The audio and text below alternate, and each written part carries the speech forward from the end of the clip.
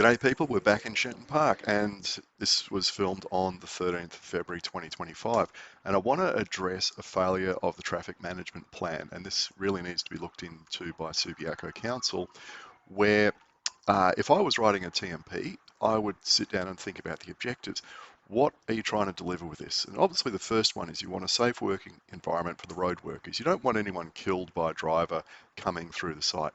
You also don't want to cause car crashes between people trying to go through the site where you direct people to run into each other. It's also good if you can speed up the project delivery by just closing off all the streets so people aren't driving through and you just get a clear run at pulling up the street and all the rest of it. You also want to minimise the inconvenience to residents, and you want to provide residents on a cycling route with a safe detour. Oops, it looks like someone forgot about point number 5. I mean, why, when the council is trying to build a route that encourages more cycling and less car use, would you even think about, how are we going to deal with cyclists riding on a cycling route? Well, let's ride through it over the next 8 minutes or so, and I'll show you exactly what I saw on this particular day. Now, I got to this by riding out of Kings Park, and when I came across, God, whatever street that is, there was absolutely zero signage from this direction telling me that the street ahead was closed, that there was a detour. Now, you could see a sign there on the left, but obviously it wasn't pointing my way. So I popped out into this dead end, and I think this is where the problem lies. This is a dead end street, and whoever wrote up the traffic management plan never considered that someone might come from this direction. Now you see that blue painted line on the street? They were line marking when I came through before lunch, and that was obviously where they were going to end up digging up the street, or what I call cheese grating off the asphalt. And as I came along here, I saw those workers doing the line marking, and I got to this next intersection, there's cones out. Now you can't see it, but when I looked up the side streets, they already had the side streets blocked off. They had utes, they had cones, they had signage up. You can see there's someone there in orange, and that's blocked off in that direction. And the wasn't really clear up that other side street, but yes, that was blocked off as well.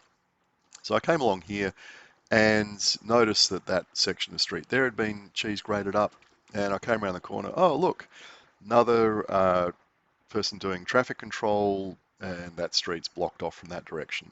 But I was able to get across here, and you can see they've done a pretty good job of taking off the top couple of inches of the asphalt, except it's all just piled up there at the end. So, I thought, oh, I'm not going to risk riding through that. I'll take to the footpath and see what's going on.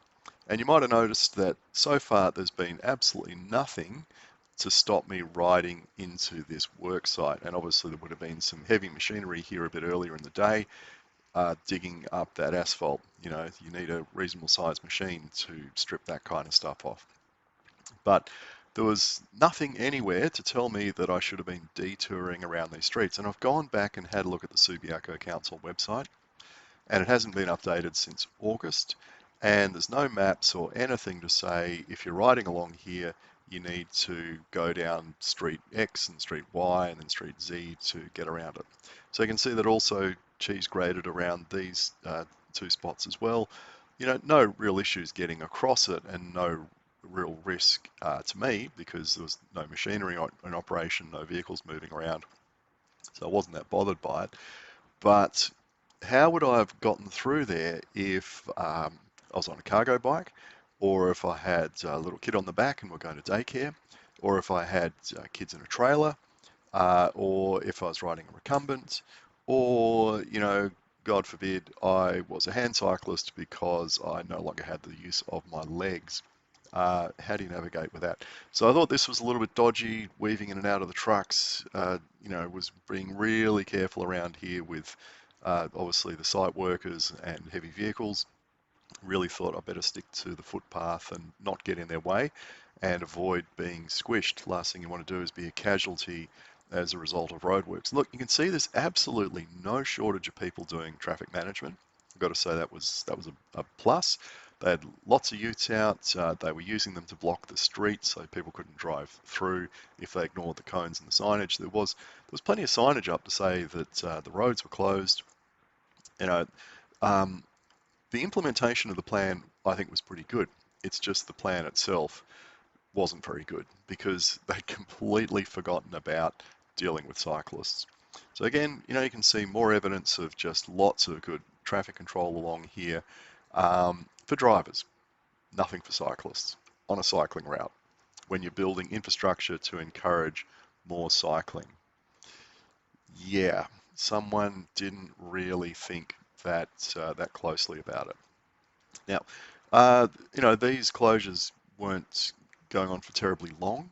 Um, I suspect when I go back there today, they'll have probably put down the orange or the red asphalt already, and these streets may well be open. I mean, it's a quick closure, but just the mentality of not thinking about how we're going to deal with cyclists on a cycling route does my head in. And clearly, you can see because of that dead end street at the far end, up at the Kings Park end, they thought, well, no one's going to drive in from Kings Park, so we don't have to worry about any traffic control from that direction because there's going to be no cars coming from that direction. Perfectly valid assumption. No cars would be coming from that direction unless they were residents, and residents would have known about the shutdown. No one's driving in from Kings Park, but obviously people are cycling in from Kings Park on a cycling route. So how do we deal with cyclists? We forget about them. Now, I just wanted to showcase along here how they've already put down the red asphalt in these parking lanes on both sides of the road, so it visually narrows the street. And when they actually do the line marking along here, it will look a lot narrower and will slow drivers down. I mean, that's one of the objectives, and it's possibly going to work. Very hard to see the difference in the colours with the light here, with this kind of dappling under the trees. I had a lot of trouble seeing it through my sunglasses, and with the camera it's even worse. But I think here you can see the nice big pad that they've put across this intersection. It's not terribly tall, but hopefully again it's enough to just make drivers slow down a bit as they're going into that intersection. So let's have a look at it on the way back to see, oh no, sorry. This is at the end, and while I'd been away for a couple of hours, went down a Frio and had lunch, they'd run the cheese grater up here and they'd stripped off the asphalt. So if I had ridden in from Kings Park down that little pathway there, I would have just ridden straight into this. And I couldn't ride down the footpath there because the residents had parked across the footpath, so I had to actually cross over this mess to get to the footpath on the other side. And thankfully, it wasn't really a risk with the tyres I'm running and my skill level, and I'm not old and all that kind of, well, not that old. Wasn't much of a risk of me sliding over on the gravel or anything like that. But you can see that, the mound of spoil I've left there. And yeah, could have ridden over that on a mountain bike, no worries at all. But again, how would you get across that in a recumbent or hand cycle, or if you've got kids in a trailer in the back? So it really just comes down to, if you the lack of cyclist thinking when it comes to something like this. Now, this is me approaching, again, after lunch, heading towards Kings Park.